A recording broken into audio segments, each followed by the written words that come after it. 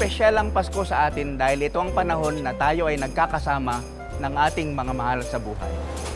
Dad, saan mo gusto umupo? Tuwing Pasko, isa na sa mga nakaugalian natin ang manood ng mga pelikula ng Metro Manila Film Festival. Sa loob ng 44 na taon, tinangkilik natin ang MMFF. Napakaraming pelikula na nito ang naging bahagi ng ating Pasko. Sa pagtangkilik natin ng mga pelikulang ito, sa bawat tiket na bibilhin natin, tinitiyak natin ang patuloy na pagpapaunlad ng industriya ng pelikulang Pilipino. Kaya silipin na natin ang 8 pelikulang handog sa atin ng Metro Manila Film Festival ngayong 2018. Nainantay mo ako?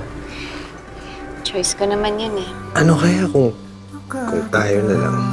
Pakikiligin ng lahat. Sige. Huwag kang kumabit sa asawa ko. Correction, mapapangasawa mo pa lang.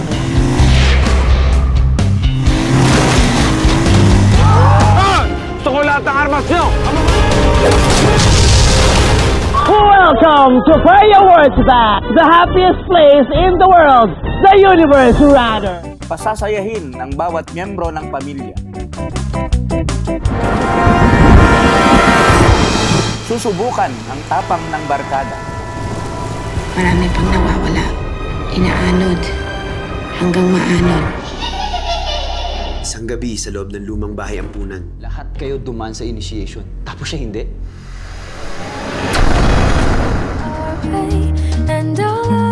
At ipararamdam sa lahat ang tunay na diwa ng pagmamahalan.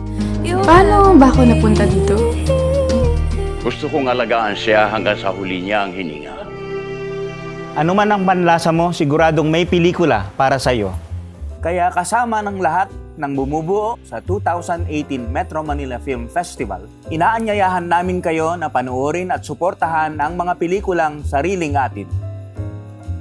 Naway ang Paskong ito ay maging espesyal at makabuluhan sa piling ng ating mga mahal sa buhay. Maligayang Pasko at manigong bagong taon.